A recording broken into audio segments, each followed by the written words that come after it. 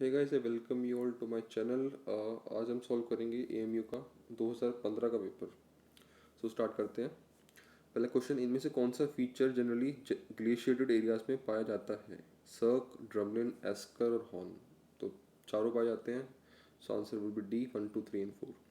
Cloud vary करते हैं in their shape according to what? So cloud जो mainly vary करते हैं, वे करते हैं on the basis of the air around them. जो उसकी एयर है उसके अराउंड उसको शेप करती है। और air differ because of height and temperature. ठीक। सो आंसर होगा ए, हाइट एंड टेम्परेचर की वजह से वेरी करते हैं। Third is the imaginary line joining places having equal amount of rainfall is isohath B। Isohaline तो सैलिनिटी के लिए होता है, haline saline. Isotherm temperature and isopleth is a general line जो सारे मेट्रोलॉजिकल फिनोमेना को डिफाइन करती है। Okay, inversion of temperature takes place when? Okay, inversion temperature क्या होता है? नॉर्मल कंडीशन में क्या होगा? लैप्सोलूट होता है टेम्परेचर का, नीचे हाई टेम्परेचर ऊपर लो होता है। इन्वर्जन ऑफ टेम्परेचर में क्या होता है कि नीचे ठंडी लेयर होती है और उसके ऊपर एक वार्मर लेयर होती है और उसके बाद सबसे ऊपर कूलर कूलर लेयर होती है। तो ऐसा क्यों होता है कि एक अपर लेयर ऑफ एटमॉस्फेयर गर्म हो जाती है देन लोअर? तो जनरली होता है C, during calm and clear winter nights. Specially long winter night जो बहुत ही काम होती है, एकदम बादल के बिना होती हैं, उस कंडीशन में ऐसा होता है। तो ये तब होता है जब ग्राउंड जो है, नीचे के जो ग्राउंड है, वे ज़्यादा फास्टर रेट पे रेडिएशन को लूज करेगा देन दी अपर एटमॉस्फेयर। ठीक है, जनरली ये विंटर नाइट में होगा। कभी कभी ये इंटर माउंटेन वैलीज में भी होता है, वैलीज के अंदर। ठीक है, जो मेन मेन होगा वो सी होगा। Okay, which of the following state is the largest coastline in India? तो Gujarat, of course C has the largest coastline, longest coastline. among the following state which one has the oldest rock formation in the country? Right, तो simple सा question है। Assam, Bihar, UP, यहाँ पे plain areas हैं तो यहाँ पे तो हो नहीं सकता। रिवर्स काफ़ी हैं यहाँ पे। कर्नाटक हैज़ प्लेट्यू रीजन, तो प्लेट्यू रीजन ओल्ड है ऑफ कोर्स, तो Karnataka would be the answer. Okay, which theory explains that the population increase geometrically? B, Malthusian theory says population increase geometrically and food supply increase arithmetically. Right, बाकी तो आपको पता होगा optimum population and theory of demographic transition. Okay, logistic curve theory जो theory है उसमें क्या कहते क्या कहते हैं कि सपोज जैसे ग्रोथ ऑफ पॉपुलेशन जो है अपने आप स्लो डाउन कर देगी जब डेंसिटी ऑफ पॉपुलेशन इंक्रीज होगी। तो जैसे जैसे पॉपुलेशन इंक्रीज होती जाएगी ग्रोथ अपने आप ही कम हो जाएगी। ये इस थ्योरी में, लॉजिस्टिक कर्व थ्योरी में। कि इनमें से कौन सा सीक्वेंस करेक्ट है? Right, so sequence from the coastline to the sea होगा of course। तो सिंपल आंसर है C, continental shelf, then slope, then depth and then deep sea plain. Ocean depth और ट्रेंचेस जो है डीप सी प्लेन से पहले आते हैं, तो सबसे गहरा जो एरिया है वो थोड़ा पहले आएगा। तो C is correct. Okay, which of the following is known as the Great Divide in the history of demography of India? B, 1921 is right answer. Okay, a well-defined zone of seismic activity where the largest number of earthquake originate। सबसे ज़्यादा earthquake जो originate होते हैं 75 से लेके 80% तक होते हैं डी, सर्कम पैसिफिक बेल्ट में। ओके, गल्फ स्ट्रीम करंट होता है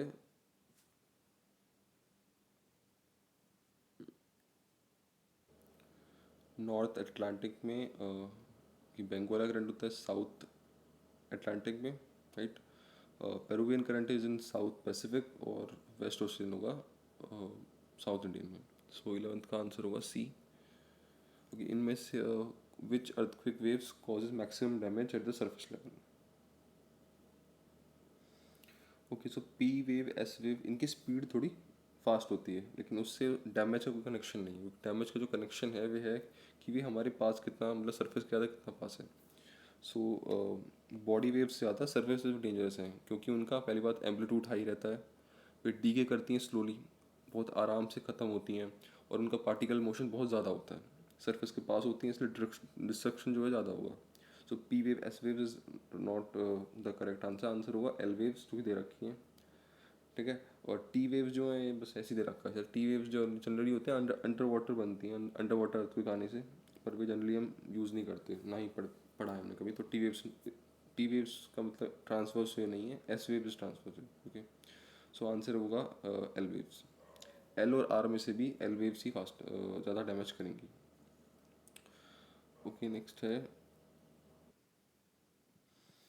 okay delta. Fan shape delta जो है वो बनता है, उसको बोलते हैं आर्कवेट डेल्टा भी होगा गंगा में, बर्ड्स फुट होगा मिसिसिपी में, एस्टूरियन डेल्टा होता है हडसन में, और कस्पियन डेल्टा टाइबर में।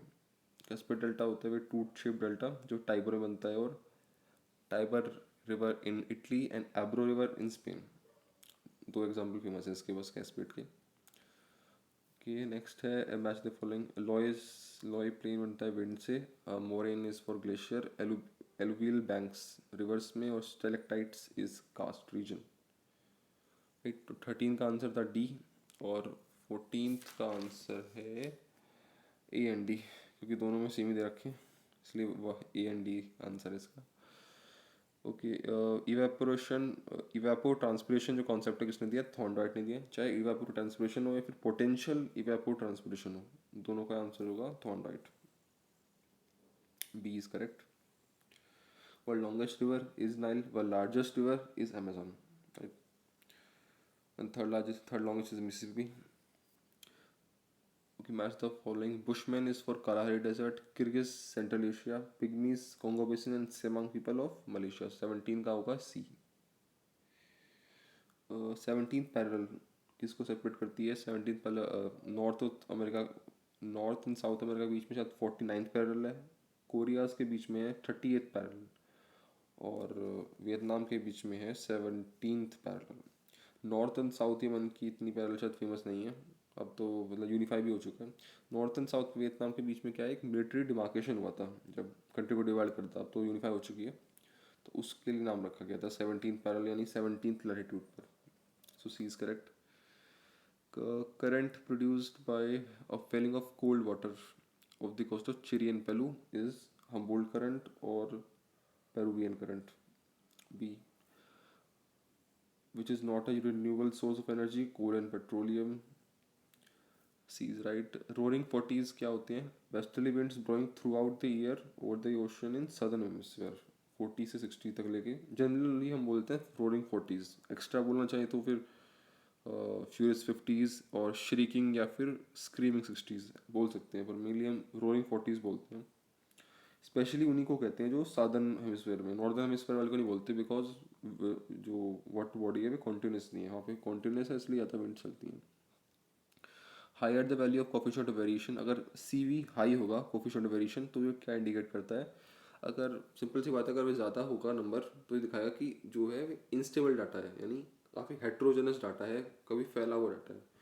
सो स्टेबिलिटी इज फॉर होमोजेनिटी और heterogeneity is for less instability, so lesser degree of stability दिखाएगा, यानी ए इज करेक्ट।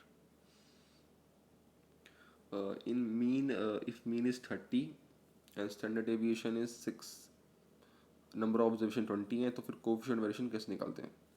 तो एज ने कोफिशिएंट वेरिएशन निकालने के लिए सिंपल फॉर्मूला है, simple deviation upon mean into 100, आप कर दो तो आंसर निकलेगा 6/30 क्या आएगा करीब, उसको 100 पे मल्टीप्लाई कर देंगे, आंसर आ जाएगा 20%। B is right.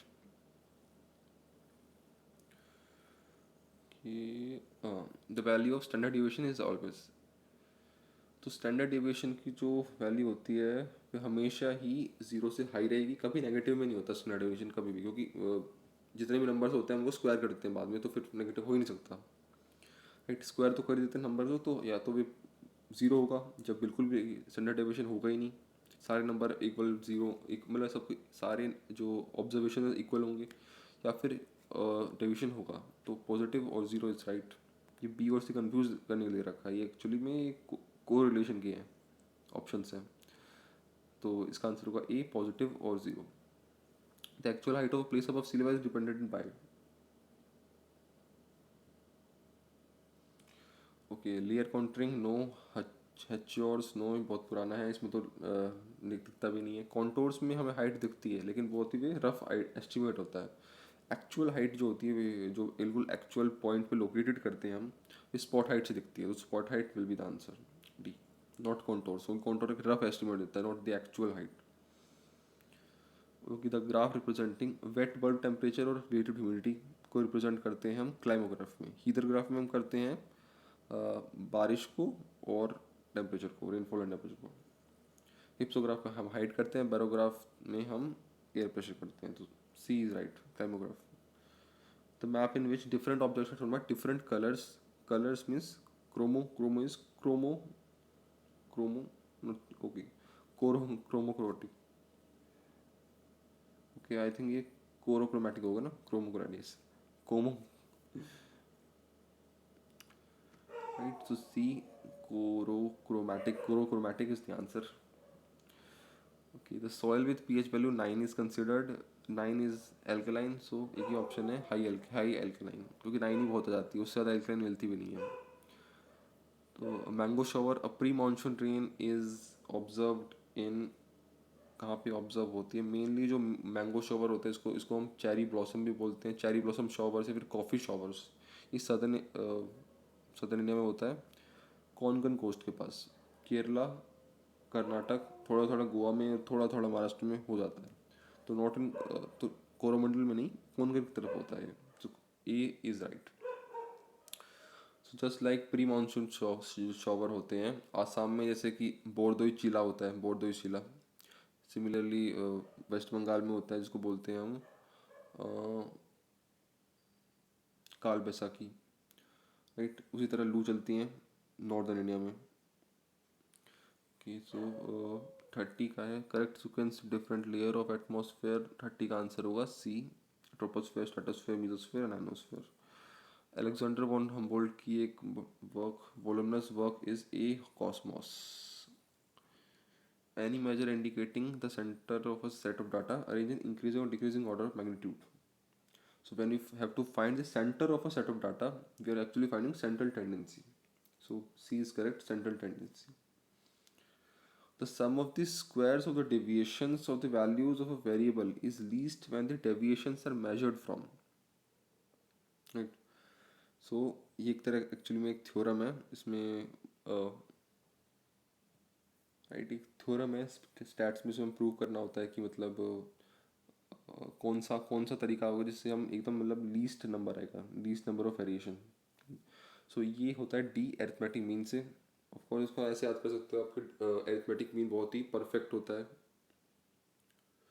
I mean कि जनरली हम अरिथमेटिक मीन को यूज़ करते हैं सबसे ज़्यादा, इसलिए आप याद कर सकते हो कि अरिथमेटिक मीन ही इसका आंसर है. क्योंकि इसको प्रूव करना बहुत डिफिकल्ट रह जाएगा और मतलब हमारे स्कोप में नहीं है इतना पढ़ना, राइट. उसको मैं एक्सप्लेन नहीं कर पाऊंगा पूरा, इसलिए D arithmetic mean is the answer. A measurement that correspond to largest frequency in a set of data. So the largest frequency किस नंबर की होती है? That indicates C mode. When successive midpoint in a histogram are connected by straight line, the graph indicates. So histogram में जो bars होती है, उनका जो टॉप मोस्ट पार्ट होता है, उसका एक मिड पॉइंट होता है, राइट. उस उन पॉइंट्स को जब हम कनेक्ट करेंगे तो हम एक पॉलीगॉन बनता है. उस पॉलीगॉन को बोलते हैं फ्रीक्वेंसी पॉलीगॉन, जो एरिया कवर करेगा. तो D is right, frequency polygon. Tropic of cancer passes through India and Saudi Arabia. India से पास होता है, सऊदी अरेबिया से भी होता है, बिल्कुल दोनों को एकदम इक्वल हाफ पार्ट में बांटता हुआ. ईरान से नहीं होता. ईरान और पाकिस्तान इन दोनों से ही जरा बहुत पास से निकल जाता है, लेकिन टच नहीं कर, मतलब उनसे पार नहीं जाता. तो ईरान नहीं होगा, ना पाकिस्तान होगा, और इराक तो बहुत ऊपर है. तो आंसर होगा A, India and Saudi Arabia. Arab scholar who described monsoon and the relation of evaporation to rainfall was C. Al-Masudi. Masudi, M for monsoon, M for Masudi. Monsoon के लिए इसने मसूदी नहीं करा है. Okay, behavioral again Kirk. welfare is D.M. Smith. Modern humanist Gunnar Olson and neo-determinism Griffith Taylor. कि question मुझसे बाद में रिपीट भी होगा. 38 का D is right. 39 quantitative revolution का philosophical basis positivism, C. Who led the foundation of modern geographical thought. So the foundation जो थी मॉडर्न ज्योग्राफिकल थॉट की वे लेकर ही हमबोल्ड एंड रिटर सी नहीं, कांट एंड वेरियस नहीं होगा, ये थोड़ा क्लासिकल टाइप हो गया. Humboldt and C is right. The first person to divide the circle into 360 degrees.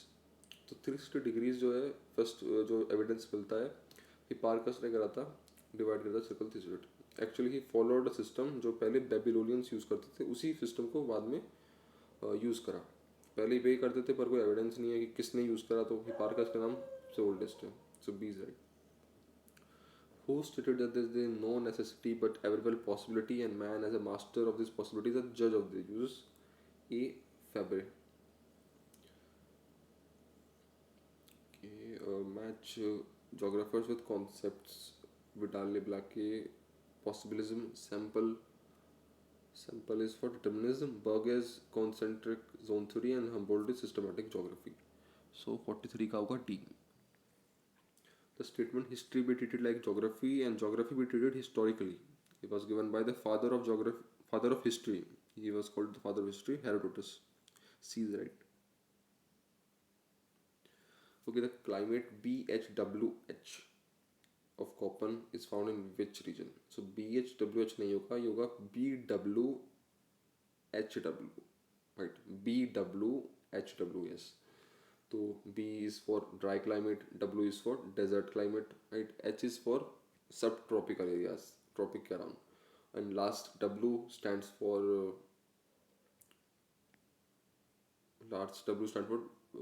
dry winter season, right? So ये होगा हमारा B hot desert में. Okay, which of the following atmospheric layer reflect radio waves? Ionosphere. A. Sal and teak are commonly found in. Sal and teak commonly found होते हैं D monsoon forest में. Temperature measured in Kelvin scale is example of. Temperature वैसे अगर आप major करते हो तो वो इंटरवल स्केल में आता है, लेकिन कैल्विन का जो टेम्परेचर है, एज यू नो कैल्विन का टेम्परेचर जीरो से नीचे नहीं आता कभी भी, राइट. जीरो उसका फिक्स रहता है, कभी नेगेटिव में नहीं आता. सो वी कैन जो टेम्परेचर है उसको हम कैलकुलेट कर सकते हैं और कंपेयर भी कर सकते हैं. रेशो स्केल में क्या होता है कि हम एक एक टेम्परेचर उससे कंपेयर कर सकते हैं, इंटरवल में हम नहीं कर सकते. Like 20 degree 20 degree Celsius 40 degree Celsius, ये उसका डबल नहीं है. बट मैंने से कि 200 कैलविन है और 400 कैलविन है, तो ये उसका डबल है. So we can compare temperatures in ratio scale, in Kelvin scale. So answer होगा A, ratio scale Kelvin. Comparative vernier ये तो अलग स्केल है, ये इनका एग्जाम्पल नहीं है. सबसे पहले था नॉमिनल, फिर आता है शायद ऑर्डिनल, फिर इंटरवल और फिर रेशियो. द प्रोजेक्शन इन विच लॉक्सोड्रोम्स, जिसको हम रमलाइन बोलते हैं, वे स्ट्रेट होती हैं. लॉक्सोड्रोम्स जब स्ट्रेट होती हैं वो होती हैं सी मर्केटर प्रोजेक्शन में.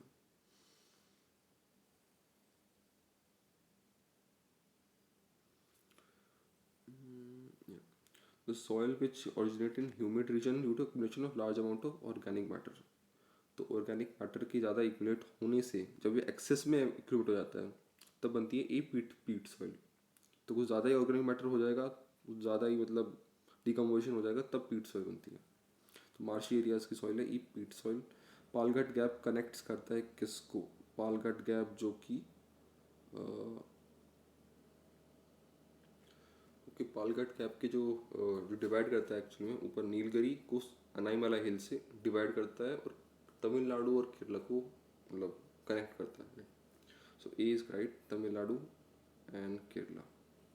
किताबुल हिंद और Muqaddimah was written by D. Alberuni ने लिखी किताबुल हिंद और Muqaddimah by Ibn खालदुन.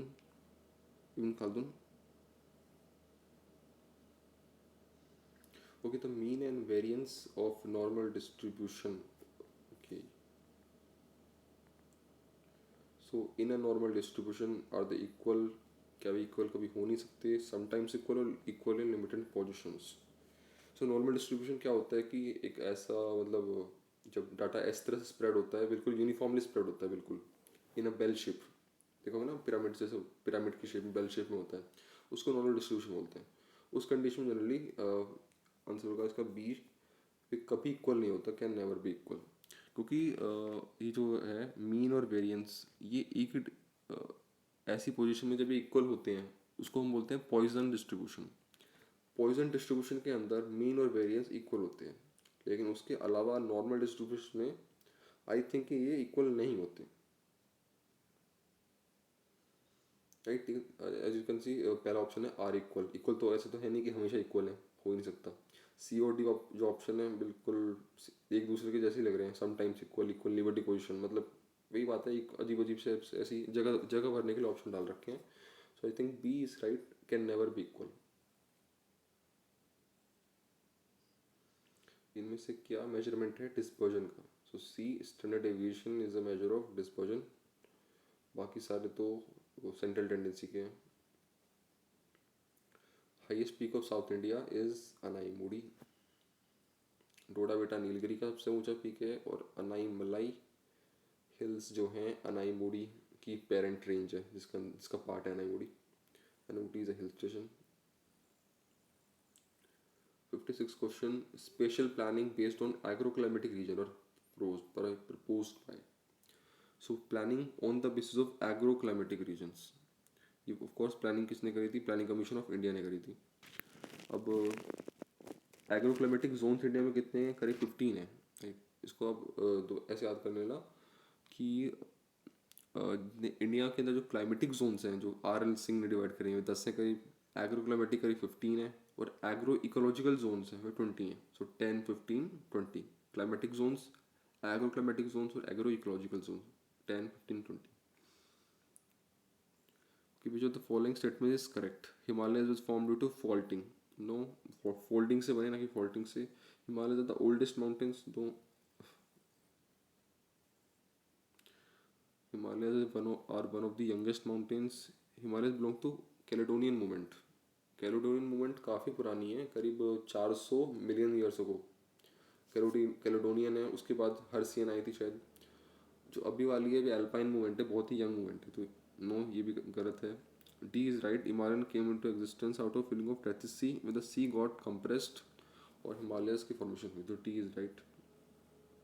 Active active volcano is located on which island? India का एक ही एक्टिव वोल्केनो है जो कि B Barren island, Andaman Nicobar में है। एक और आइलैंड है जिसका नाम है नारकोंडम आइलैंड, जो उसके पास में है। नारकोंडम एक डोरमेंट आइलैंड है, एक्टिव नहीं है, वे भी वोल्केनिक है, दोनों वोल्केनिक है, पर वे डोरमेंट है। And Barren Island is active. Okay, match list, Mikir hills are Assam, Amarkantak MP, Khasi hills Meghalaya, and Baba Budan are Karnataka. 59 का आंसर हुआ C. Landscape is a function of structure, process and stage, ये कहा था बी डेविस ने। मोर डिस्कॉन्टिटी होती है क्रस्ट और मेंटल के बीच में, A. The parallel and horizontal limbs of a recumbent fold are, right. तो उसमें ये पूछ रहे हैं कि मतलब जो फोल्ड्स होते हैं रिकम्बेंट फोल्ड के, वे क्या हैं, मतलब फोल्ड्स क्या हैं? नहीं, आई मीन जो लिम्स हैं वे क्या हैं, मतलब, राइट। सो काफ़ी अजीब से क्वेश्चन है, मुझे समझ नहीं आ रहा वैसे तो। मतलब ये पूछ रहा है कि रिकम्बेंट फोल्ड के लिम्स होते हैं, वे लिम्स क्या हैं? अभी लिम्स लिम्स ही होंगे, सिंपल सी बात है। तो मुझे तो लग रहा है कि आंसर होगा सी, रिकम्बेंट फोल्ड है तो रिकम्बेंट फोल्ड ही। बट ऐसा इतना सिंपल तो हो नहीं सकता। अब बी वाला है थ्रस्ट, थ्रस्ट हो सकता है, ओवर थ्रस्ट हो सकता है, ओवर थ्रस्ट फोल्ड या थ्रस्ट फोल्ड। डी वाला है आइसोक्लिनल फोल्ड। तो ये दोनों के फोल्ड रिकम्बेंट से मिलते जुलते हैं। आइसोक्लिनल में भी रिकम्बेंट से फोल्ड है, लेकिन आइसोक्लिनल में क्या होता है कि पैरेलल होते हैं लेकिन हॉरिजॉन्टल नहीं होते। रिकम्बेंट में पैरेलल भी होते हैं और हॉरिजॉन्टल भी होते हैं। तो आइसोक्लिनल रिकम्बेंट से मिलता जुलता फोल्ड है, तो मे भी हो सकता है। थ्रस्ट फोल्ड रिकम्बेंट का ही थोड़ा एक्स्ट्रा रूप है। जब रिकम्बेंट बहुत ज़्यादा स्ट्रेस के अंदर टूटने वाला होता है तो टूट जाता है, जब एक उससे एक फॉल्ट बनता है, फिर थ्रस्ट की फॉर्मेशन होती है, और फिर बाद में नेपी की फॉर्मेशन होती है। नेपी लास्ट में बनता है, नेपी तो नहीं हो सकता, तो बी होगा, सी होगा या डी होगा। आई थिंक सी होगा, बहुत ही सिंपल सा क्वेश्चन है, पता नहीं मुझे, ठीक है। I think it's C. The repetitive expansion and contraction weakens the outer layer of the rock, which eventually peels away, is known as C, exfoliation. Okay, exfoliation के बाद the concept of geosyncline was proposed by A. James Hall and Dana. Uh, which of the following forces was responsible for continental drift according to Wagner? So Wegener ने कहा था कि continental drift होती है, one one force is equatorwards and one force is westward. तो continent drift करे equator की तरफ भी और वेस्टवर्ड। इक्वेटर की तरफ जो फोर्स एक्ट करती है वे है ग्रेविटी और बुयांसी। ग्रेविटी और बुयांसी ने जो कॉन्टिनेंट को इक्वेटर की तरफ धकेला, और वेस्टर्न वेस्ट की तरफ धकेला टाइडल फोर्स ने। तो यहाँ पे तो टाइडल फोर्स ही रखी है, तो वही आंसर होगा टाइडल फोर्स, जिसने उसको वेस्टवर्ड धकेला। The subduction zone of plates are called, जब प्लेट सबडक्शन जोन होता है उसको बोलते हैं बेनियोफ जोन। इसको पूरा नाम शायद है Wadati Benioff zone, Benioff zone simply. D is right. Pakarnangal Dam is highest dam across A Satluj River. The biggest cause which related to the controversy जो हो रही है जो टेरी डैम उत्तराखंड में है, because Tehri dam is located in seismic zone, in a high seismic zone. So C is right. Which of the following are found in equatorial region? Stratus cloud, stratocumulus, cirrocumulus. देखो वैसे तो सारे क्लाउड मिल सकते हैं equatorial region में, पर जो main cloud है associated with equatorial region is the cumulonimbus cloud, जो कि इवेपोरेशन से बनता है, वहीं पे इवेपोरेशन होती है हर रोज और बारिश वहीं पे होती है। सो डी इज राइट, कुमुलोनिम्बस क्लाउड, जो कि शायद मिड लैटिट्यूड पे इतना ना मिले। सो डी इज राइट। प्रेरीज होते हैं यूएसए में, पैम्पास आर अर्जेंटीना, वेल्ड जो है south Africa, and downs for Australia. 70 का आंसर होगा ए। और ये रही लॉन्ग आंसर क्वेश्चंस।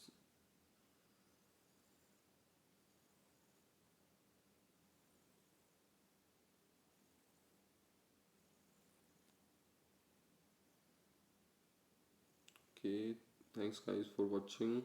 अगर आपको लगता है कोई भी आंसर मतलब मैंने गलत लिया तो प्लीज़ कमेंट डाउन, उसको मैं चेंज कर दूंगा, कमेंट्स में डाल दूंगा। Okay, thank you.